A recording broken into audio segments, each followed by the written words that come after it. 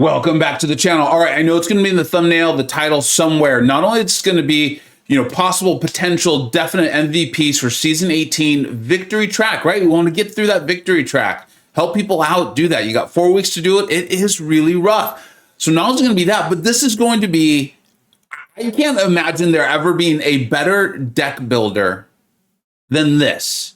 And is made by none other than Eggatron. You know I always give credit where credit is due when I know.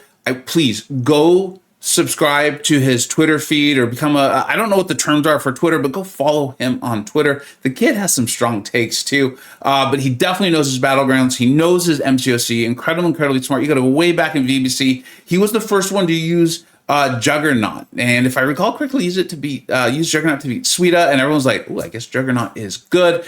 Eggatron is incredibly smart. And he's been making these deck builders. And I don't know what is wrong with me, but I just now decided, hey, I'm going to really fully check it out. I've kind of looked at him before and I was like, oh, that's really cool. And I want to do well in season 18, like I have been in all the other seasons. And I'm like, this is incredible. It's amazing. So here's what we're going to do. The link to the to download your own copy of this deck builder will be in the description, but it's going to be right next to Eggatron's Twitter feed. I need to see his Twitter feed grow. I need to see it grow. I need to see his subscriber base or follower base grow. And if he ever decides to put this out in his own videos on YouTube, which I have encouraged him to do, I will immediately stop. And I need everyone to go subscribe and watch his videos because he's going to help you get so much better at this. Now, what we're going to do in this video is we're going to go over what Eggatron is calling his ideal deck. And then I'm going to go over show you my configuration, what I decided to do with my own deck, so you can kind of play that out. Now, I have done about, I think, 7 to 8 Battlegrounds matches in the first day, right? I'm recording this on day 1 just because I wanted to test a few things out. This is my first time doing this, MVPs, that sort of thing. And I got to tell you, it's working out very well. And there's a couple of champions who I thought were going to work out well, who are apparently doing phenomenally. People are letting me know on my Discord server. So essentially, here's what it is. We've got the offensive buff here with this Mutant Master. You can see in the upper left-hand corner. I'm not going to really read to you there, but you can see, you get the debuffs, and then you're going to get more prowess. This can really start to add up. The one thing I'll say to be careful of, right? Because initially you're like, okay, I'm going to load up on all my mutants, is really read through them. Like if you look through and do this for yourself, look through Bishop and then look through Storm Pyramid X and then look through Storm, regular Storm. And you'll see some of them punish Purify, some of them punish Purify from skills, some of them do a passive stun when the skill purifies, but if anyone purifies, they still do damage. I'm not going to tell you exactly who it is because I think it's really important you go and you look at that because that's going to help you and get into that, into those fights, right? Because the defender buff on all this is going to be tenacity. So any defender, not just your skill debuff shruggers, but any defender, when afflicted with a debuff, 25% chance to purify the effect. And remember, this is going to be RNG. I've had matches where they purify 4, 5, 6 in a row, and I have matches where they do not purify at all. That's going to matter a little bit, one, because your confidence in attacking in. I've decided to play Battlegrounds. I've decided to play very aggressively. So I wait a very split second and then I go, because a lot of times people have Limber on. I've also noticed some people are removing Limber, I think because of this tenacity. And then also look at how that's going to play into the Mutant Mastery, the attacker buff, right? Because when a mutant applies a debuff to the defender, they have a 40% chance to gain an indefinite prowess, increases special attack damage by 20%. And then this is increased by 20% for each debuff on. So you're really going to want to keep an eye on this, right? You're going to can possibly get a lot of prowess this way, and it's going to really influence a lot of champions. We'll talk about that when we get to the champions. And then there's this power creep. So each time the defender purifies a debuff, they gain a charge that permanently increases the combat power. I said I was going to read you, and yet here we are. But I want to make this clear, and I want to make sure everyone understands this. When these champions are shrugging, like I fought a Kingpin, oh boy, it gets going. Now, fortunately for me, I had a Sunspot, and so that really worked out very well for me. So you can look at this. You can see Egg has his potential ideal deck, his projected ideal deck. If like any champion was available to you, this is what he's predicting. This is what makes sense to him.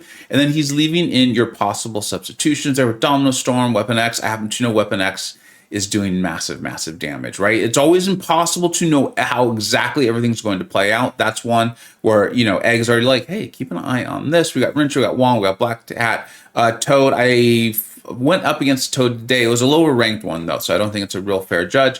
And then you can see what Egg has done. You're going to see me do something similar here, really loading up on the mutants and then really loading up on those skilled champions in hopes of taking advantage of the defender buff with tenacity there. So this is Eggatron's. He's even listed like what good good attackers will have, what good defenders. Like honestly, the young man's very smart. He is a big deal on my Discord server. He is an Illuminati member.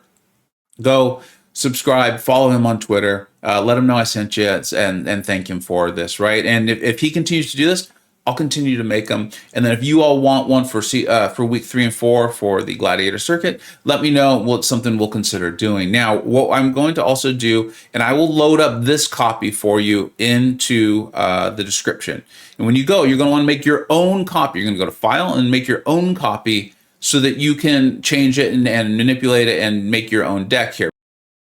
Okay, and then now let's take a look at my deck. And what we're going to do is we're going to look at exactly who I have in. I'm going to kind of explain a little bit of why I have built it the way I am. Then we're going to look at my most likely bands, and then the champions I would think about putting in, rotating in. Should I start to realize like, hey, my deck's not working out for me? You can see I went very heavy on mutant. In fact, we're going to start from right and go left on this one. I went extremely heavy on mutant. I wanted to take advantage of this. I also have some ranked up mutants, right? We talked about this in the general monthly tier list. We did the massive update, and we talked about how these new defenders are shifting the meta away from this like strong mystic defender and then strong science attacker. And then now we have this tenacity. And so many of your science champions want to be landing their debuffs.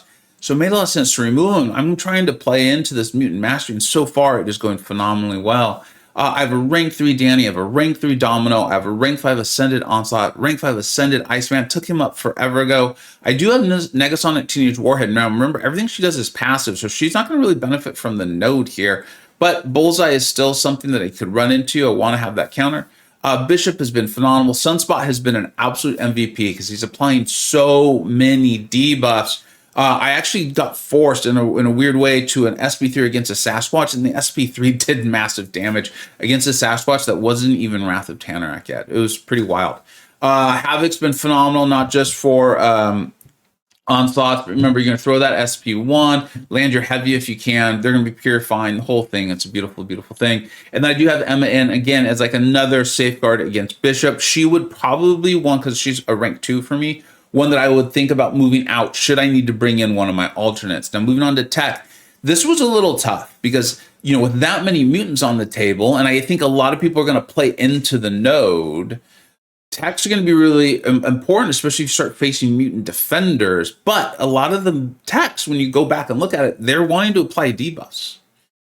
I don't have a rank 5 Ascended Phantom Man, so that's why you don't see him on there, and you see him on my ban list. Red Skull has been very, very good so far.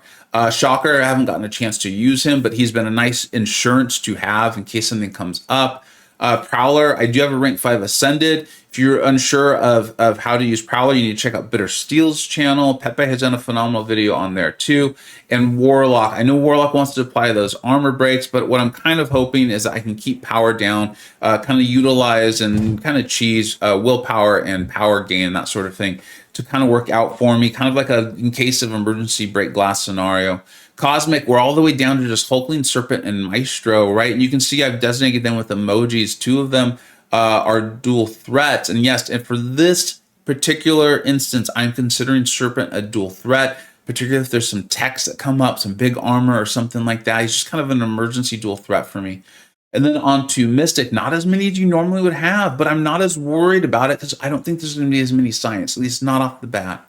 America Chavez has been great. I know a lot of people feel like Kushala can't be used. I've actually used her multiple times. Like I said, I've done 7 or 8 matches. She's come in handy. 1 matches for me. I know Tenacity has a 25% chance to shrug, so it can really hurt you. What I've done is build up a lot of those buffs. Because remember, those ignition buffs, they're buffs that she puts on the defender. They're not debuffs.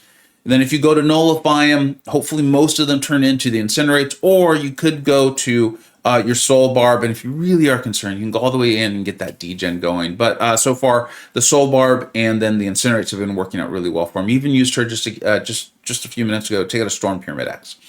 Science, I'm all the way down to Titania Spot and Photon, and I want to point out that I do have that dice emoji there next to Spot. I want to check that out. Remember, for him, he's like kind of building, Karate might coin the term, I think it was the Rupture Bank. So you don't really need the Ruptures on, you just need them to get placed.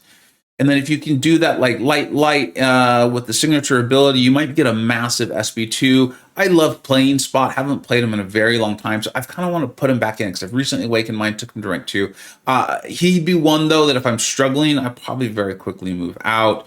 Along with Prowler, I do think Prowler is going to work. That'd just be more me not knowing to use him as well. And then Red Skull has been very, very good. I've had no issues with Red Skull. Use him offensively and defensively already this meta. And then in the skill class, this one's a little bit interesting, right? Because you've got so many mutants who are probably going to destroy your skill. But if you balance a lot of skill out there, you can really start trapping some people with that tenacity, right? And then they're struggling anyway, increasing things, making a champion like if you have a 7-star Korg and it's like a 660, the attacker's already very unsure if the parries are going to stick and those sorts of things. And now you've added a 25%, just really can mess people up. And this is where it's really going to come down to you, your deck, what you've been building. This is why every month we put out the general tier list, because we're like, if you keep an eye on this for your rank ups, when a new meta comes up, you're probably going to have attackers, defenders, and dual threats ready to go. And then you can just rank up 1 or 2 champions based on how interested you are in the meta and that sort of thing to kind of help fill in your deck.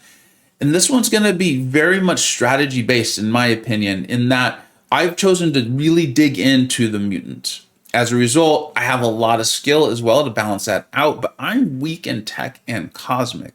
If I face a deck that's very strong there, I could have some problems. And that's just part of the strategy of Battlegrounds. And then, of course, RNG. My bans, based on what I have chosen to put into my deck, would be almost all mutants. As I've told you, Weapon X, being told in my Discord server, is doing phenomenal damage. He lands so many bleeds, it makes a lot of sense. I don't have a highly ranked Fanta, or I don't have an Ascended Fanta, so he is out, leaving my tech side a little weak, like we talked about. My Juggernaut is rank 5, not Ascended, so he's an automatic ban for me. Chilled is a tough fight for me in general. I think she can do a lot. She's got those cleanse mechanics. She's lower on the ban list when you see the other champions up there. Kingpin, I told you I fought him. His combat power rate gets through the roof. Mephisto, because I have so few science champions, he is an auto ban for me. If I see him and I see Longshot, they've got to go because I don't have many options for them. And then Baron Zemo as well, just on there to kind of keep that in mind. And then the champions I would sub in Massacre and Fury.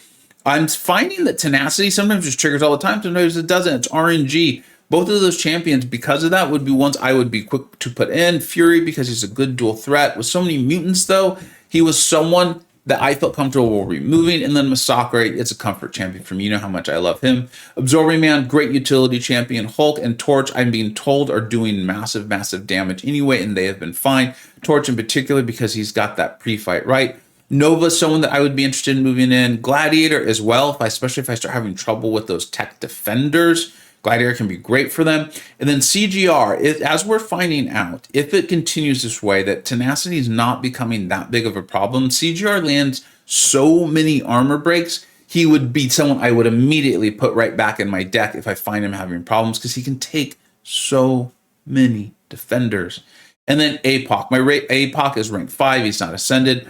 Otherwise, if he was Ascended, he would immediately go in. If I find that Emma's not fitting the bill for me, now I'm not producing good results, but I still want Mutant, APOC's definitely going to go in, going to land those heavies, going to get those bleeds up, and then just go to town and try to have a great time with him. Thank you so much for watching. I hope this is incredibly helpful. This is very much tailored to helping people get through that victory track. And then if you get through the victory track and it's still in week 1 or week 2, congratulations, well done. The nodes do change a little bit. They get a little more intense. I think the tenacity goes up to like 40%, so keep that in mind. And then let me know in the comments. You're like, hey, this was amazing. Please do week 3 and week 4 for the Gladiator circuit. I'll definitely consider it, but it's something I'm going to definitely take a look at. And then again, please go subscribe, follow Eggatron, let him know. Thank you so much. I know I am greatly appreciative, and it helped me build my deck and get off to an even better start than I normally do. Thank you so much for watching. Take care.